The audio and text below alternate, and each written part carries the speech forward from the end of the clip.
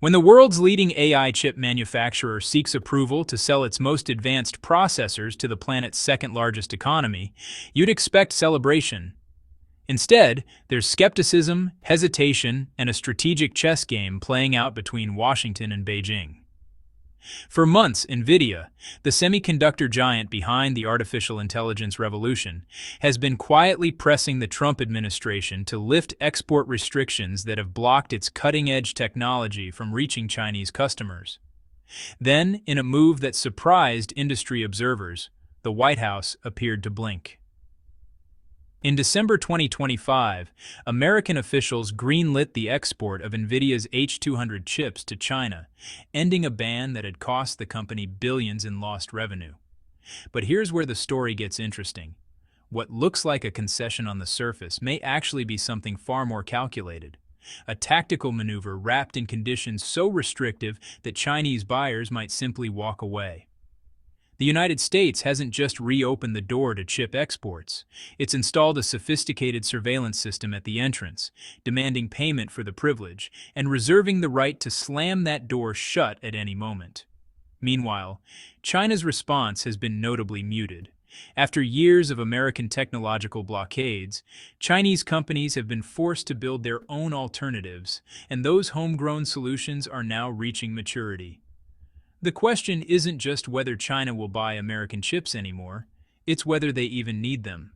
This is the story of how a semiconductor restriction became a geopolitical weapon, how that weapon may have backfired, and why the future of AI computing power might be more fragmented than anyone anticipated. If you're interested in understanding the economic and technological forces reshaping our world, make sure to subscribe and follow along as we unpack one of the most significant technology policy decisions of the decade. Let's dive in. The Semiconductor Stranglehold: How America Weaponized Chips. To understand why this H200 decision matters, we need to step back and examine the broader strategy. Semiconductors aren't just components in our phones and computers. They're the foundation of modern economies. They power everything from artificial intelligence systems to military defense networks, from autonomous vehicles to financial trading platforms. Control the semiconductor supply chain, and you effectively control a nation's capacity for technological advancement. This is the logic that has driven American policy toward China since 2018. And it represents one of the most aggressive uses of economic leverage in modern history. The campaign began not with chips themselves, but with the machinery that makes them. In 2018, Washington implemented sweeping restrictions on exporting advanced lithography equipment to Chinese manufacturers. Lithography machines are the precision tools that etch microscopic patterns onto silicon wafers, creating the intricate circuits that define modern chips. The most sophisticated version, extreme ultraviolet or EUV lithography, became completely off-limits for Chinese buyers. These machines, manufactured primarily by the Dutch company ASML, represent the pinnacle of semiconductor manufacturing technology. Without access to EUV equipment, producing chips at the 7-nanometer scale or smaller becomes extraordinarily difficult, if not impossible, at commercial volumes. But the restrictions went far beyond just equipment sales. The United States implemented rules preventing American engineers and technicians from providing technical support, maintenance, or training services to Chinese semiconductor facilities. Imagine purchasing a billion-dollar piece of manufacturing equipment only to be told that when something breaks, no one is legally allowed to fix it. American specialists who had been working at Chinese companies like Semiconductor Manufacturing International Corporation and Yangtze Memory Technologies found themselves in an impossible position: continue their work and face legal consequences at home, or resign and leave their Chinese employers without critical technical expertise. Many chose to leave. This wasn't a unilateral American effort. Washington orchestrated a coordinated technological blockade involving key allies across the global semiconductor ecosystem. The Netherlands, home to ASML and its irreplaceable lithography systems, aligned its export policies with American objectives. Japan, which dominates critical areas of chip manufacturing equipment and materials, implemented parallel restrictions. South Korea, whose companies like Samsung operate at the forefront of chip fabrication, was pressured to limit its engagement with Chinese manufacturers. The result was a comprehensive siege. Every critical choke point in the semiconductor supply chain came under coordinated Western control. By October 2022, this pressure campaign entered a new, more aggressive phase. On October 7th of that year, the United States Department of Commerce released updated export control regulations that represented a fundamental shift in approach. Previous restrictions had targeted specific Chinese companies, Huawei being the most prominent example, based on national security concerns.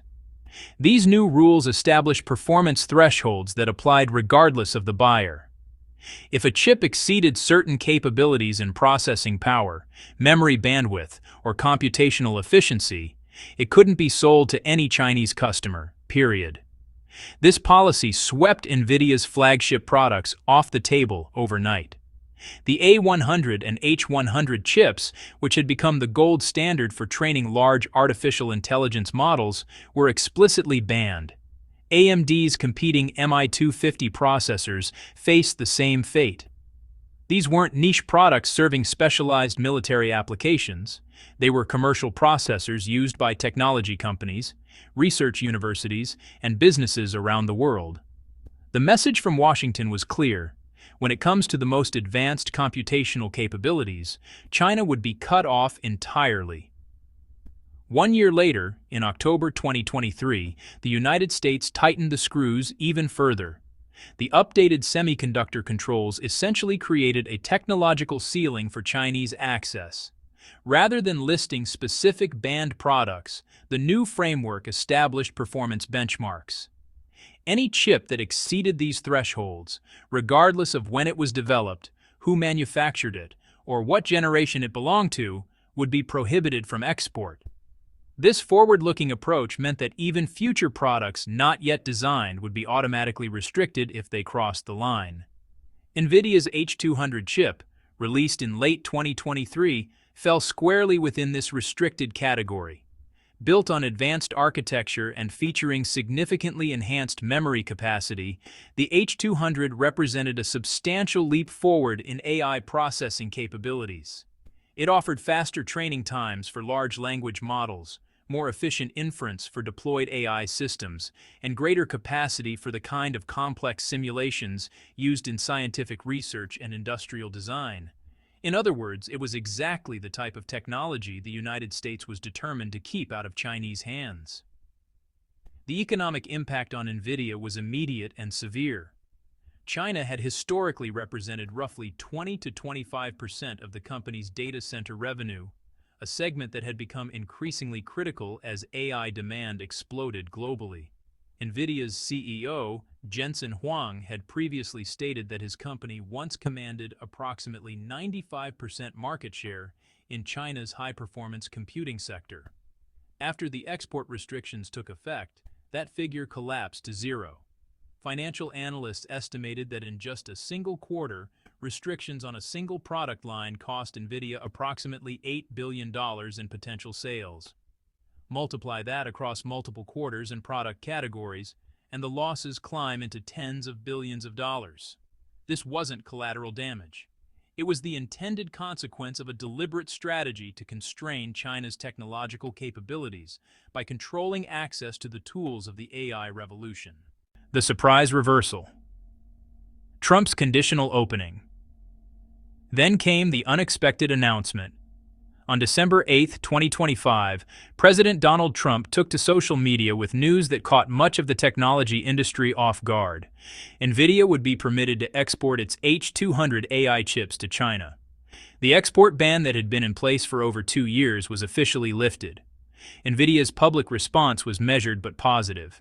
The company issued a statement calling the authorization a positive step and confirmed it would be able to supply H200 processors to approved Chinese customers. For a company that had watched billions in revenue evaporate due to export restrictions, you might expect euphoria. Instead, the reaction from NVIDIA's leadership was notably restrained. Jensen Huang's public comments lacked the enthusiasm one might anticipate when a major market suddenly reopens. The reason for this tepid response becomes clear when you examine the fine print of Trump's decision. This wasn't a straightforward lifting of restrictions. It was a conditional, heavily monitored, and profit-sharing arrangement that fundamentally altered the nature of the business relationship. The first major condition imposed strict limitations on who could purchase these chips. Sales would be permitted only to Chinese commercial customers explicitly approved by the United States government. Military organizations, government agencies, research institutions, and any entities deemed to have connections to China's defense or security apparatus would be categorically excluded. But the restrictions didn't stop with buyer eligibility. Every single transaction would require individual approval through a case-by-case review process. There would be no blanket authorization, no streamlined purchasing pathway. Each sale would need to pass through American bureaucratic channels, with officials reserving the right to deny or cancel orders at their discretion. The oversight mechanisms established alongside this policy were extensive and intrusive. End-user verification requirements would mandate detailed documentation about who was purchasing the chips and for what specific applications. In-use monitoring protocols would track how the technology was actually being deployed after purchase. Compliance audits could be triggered at any time, requiring Chinese companies to open their operations to American scrutiny. Declarations of intended use would need to be filed and could be challenged if American officials suspected the chips might be repurposed for unauthorized applications. Most significantly, the United States reserved the right to immediately suspend or terminate shipments if any concerns arose about diversion to military uses or risks of re-export to third parties. In practical terms, this meant that Chinese companies purchasing H200 chips would be operating under constant surveillance, with the threat of supply interruption hanging over every deployment decision. For any business trying to build long-term technology infrastructure, this level of uncertainty is nearly impossible to manage. But it was the second condition that truly revealed the transactional nature of Trump's decision. The United States government would take a 25% share of the revenue generated from H200 chip sales to China. This wasn't framed as a tariff in the traditional sense. It was more accurately described as a licensing fee, a special levy, or what some observers called a technology tax targeted specifically at China. The exact mechanism remained somewhat ambiguous, but the bottom line was clear. For every $4 NVIDIA earned from Chinese H200 sales, $1 would go to the U.S. government. This represents a significant escalation from previous policies. When NVIDIA had been developing its H20 chip, a deliberately neutered version of the H100 designed to comply with export restrictions while still serving the Chinese market, reports indicated the U.S. government took approximately 15% of revenue. Now, Trump had raised that figure to 25%, and the policy wasn't limited to NVIDIA alone. Other American semiconductor manufacturers like AMD and Intel would face similar requirements if they wanted to sell their most advanced products to Chinese customers. For NVIDIA, this creates a complex calculation. The company gains access to a market it had been completely locked out of, but under conditions that dramatically reduce profitability, increase operational complexity, and introduce substantial political risk. The H200 chips, which already command premium prices due to their advanced capabilities, would need to be sold at even higher prices to Chinese customers to account for the government's cut. This price inflation would occur in a market where domestic Chinese alternatives are rapidly improving and cost considerations are increasingly important to buyers. Jensen Huang's prior comments now seem almost prophetic. In public appearances before the export restrictions were lifted, he was asked whether Chinese companies would purchase H200 chips if American policy changed. His response was telling. "I'm not sure whether China will buy them. I really don't know." This wasn't false modesty or corporate caution. It reflected a genuine understanding of how dramatically the market landscape had shifted during the years of restrictions. The question wasn't just whether China would be allowed to buy American chips anymore. It was whether China would even want to. From Beijing's vantage point, Trump's conditional reopening of H200 exports doesn't resemble an olive branch. It looks more like a carefully constructed snare. To understand why Chinese technology companies might reject these chips, despite their technical capabilities, we need to consider the strategic vulnerabilities embedded in the arrangement. The most fundamental problem is technological dependency under hostile conditions. When Chinese companies purchase H200 chips under the new framework, they're not simply buying hardware. They're accepting a permanent monitoring presence within their most critical infrastructure. Every chip deployed in a Chinese data center would carry with it ongoing obligations for reporting, compliance verification, and usage restrictions. American officials would retain oversight of how these processors are utilized, with the authority to investigate, audit, and potentially sanction companies for unauthorized applications. Consider what this means in practice. A Chinese technology company developing artificial intelligence applications would need to constantly consider whether its use of American chips might trigger scrutiny. Training a large language model? Well, that might be acceptable.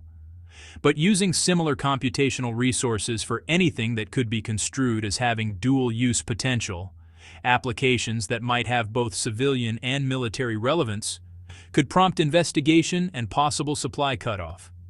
The uncertainty itself becomes a liability. No chief technology officer wants to build critical infrastructure on a foundation that might be yanked away due to geopolitical tensions beyond their control. The historical context amplifies these concerns. Chinese companies have already experienced what happens when they become dependent on American technology that can be weaponized through export controls. Huawei's experience serves as a cautionary tale. Once the world's leading telecommunications equipment manufacturer and a major player in consumer electronics, Huawei was systematically cut off from access to American chips, software, and components. The company survived, but only through a painful transformation that required developing alternative supply chains at enormous cost. Other Chinese firms watched this unfold and learned the lesson. Reliance on American technology for core capabilities creates an existential vulnerability that can be exploited at any time. Beyond strategic concerns, there's the straightforward economic calculation. The 25% revenue share isn't a standard tariff that might be negotiated or reduced through trade agreements. It's a politically motivated levy designed specifically for Chinese transactions. This premium gets built into the final price that Chinese customers pay. An H200 chip that might cost a Chinese company $30,000 to $40,000 could easily exceed $50,000 once the government's cut and NVIDIA's need to maintain profit margins are factored in. These aren't consumer products where price differences of a few percentage points matter marginally. This is enterprise infrastructure where budgets are carefully calculated and cost efficiency directly impacts competitiveness. That price premium might be acceptable if there were no alternatives available, but that's no longer the case. During the years when American chips were completely unavailable, Chinese companies didn't simply stop developing AI applications. They adapted, innovated, and increasingly turned to domestic alternatives. And those alternatives have been improving at a remarkable pace. There's also a more subtle issue that troubles Chinese technology executives: the precedent this arrangement sets. If American policy can change overnight based on political considerations, imposing restrictions one day, lifting them conditionally the next, what confidence can any company have in long-term planning? Infrastructure investments in data centers and AI capabilities require multi-year commitments. Computing architectures need to be designed, software stacks optimized, and operational expertise developed. Making those investments around American hardware that could be restricted again after the next policy shift is a risk that many Chinese companies are increasingly unwilling to take. The surveillance implications add another layer of concern. While the specific monitoring mechanisms aren't fully public, the broad framework makes clear that Chinese companies using H200 chips would need to provide detailed information about their applications and uses. For companies operating in competitive markets, this raises commercial confidentiality issues. Do we really want to report to American officials every time we deploy these chips for a new project? Does that information eventually make its way to American competitors? These questions, even if the answers are theoretically reassuring, create friction and doubt. Put all these factors together: dependency vulnerability, cost premiums, supply uncertainty, surveillance concerns, and the precedent of American policy volatility, and the H200 chips begin to look far less attractive than their technical specifications might suggest. Chinese buyers aren't just evaluating the hardware anymore. They're evaluating the entire geopolitical package that comes with it. And that package increasingly looks like more trouble than it's worth. But perhaps the most important reason Chinese companies might pass on H200 chips isn't what makes American processors problematic. It's what makes Chinese alternatives increasingly viable. The semiconductor blockade that began in 2018 has had a paradoxical effect. Rather than simply constraining China's technological development, it triggered a massive mobilization of resources toward achieving self-sufficiency in critical technologies. This phenomenon follows a well-established economic principle: import substitution. When external supply is cut off, domestic industries often emerge to fill the gap, driven by both necessity and opportunity. The numbers tell a compelling story. In 2018, when American restrictions first began targeting the semiconductor supply chain, China's localization rate for semiconductor manufacturing equipment stood at just 12%. The overwhelming majority of the sophisticated machinery needed to produce chips came from abroad, from the United States, Japan, Netherlands, and other countries that would soon coordinate their export restrictions. Fast forward to 2024. And that localization rate had surged to 40%. In just 6 years, China nearly tripled its domestic capacity to produce the equipment needed for chip manufacturing. This wasn't a gradual, organic evolution. It was a forced march driven by necessity. Before the sanctions, Chinese companies lacked sufficient incentive to invest heavily in developing alternatives to well-established foreign suppliers. Why spend billions on research and development to replicate technology you can simply purchase on the global market? But once that market access was severed, the calculation changed entirely. Suddenly, investment in domestic alternatives wasn't just economically rational. It was an existential imperative. Huawei's journey exemplifies this transformation. Over the past 6 years, the company has consistently invested more than 20% of its total revenue into research and development. To put that in perspective, that amounts to approximately $71 million in R&D spending every single day. This isn't typical for a mature technology company. Most firms in stable markets spend perhaps 10 to 15% of revenue on research and development. Huawei's commitment represents an all-in bet on achieving technological independence. That investment hasn't gone into a single, isolated effort. Huawei has systematically built out an ecosystem of hundreds of domestic suppliers, covering virtually every segment of the semiconductor value chain. This includes chip design tools and methodologies, raw materials and chemical supplies, manufacturing equipment and precision machinery, and packaging and testing capabilities. Each of these areas requires deep technical expertise and substantial capital investment. The fact that China has made meaningful progress across all of them simultaneously speaks to both the resources committed and the urgency driving the effort. Huawei's Ascend series of AI processors represents the most visible fruit of this investment. These chips are specifically designed to compete with NVIDIA's offerings in the training and deployment of large-scale artificial intelligence models. While independent benchmarks are sometimes difficult to obtain due to the proprietary nature of AI workloads, available evidence suggests that the latest Ascend processors deliver performance roughly comparable to NVIDIA's H200 in many key applications. They may not match the absolute peak performance of American chips across every metric, but they're close enough that the gap doesn't justify the costs and risks of American alternatives for many Chinese users.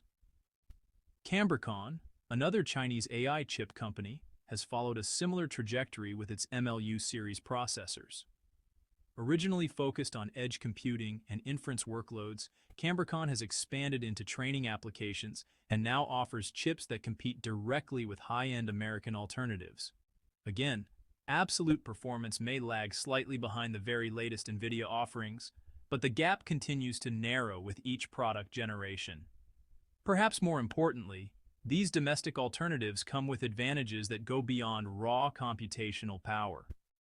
They're not subject to American export restrictions or usage monitoring. There's no risk of supply interruption based on geopolitical tensions. And crucially, they're typically available at lower prices than equivalent American chips would be even without the 25% government levy.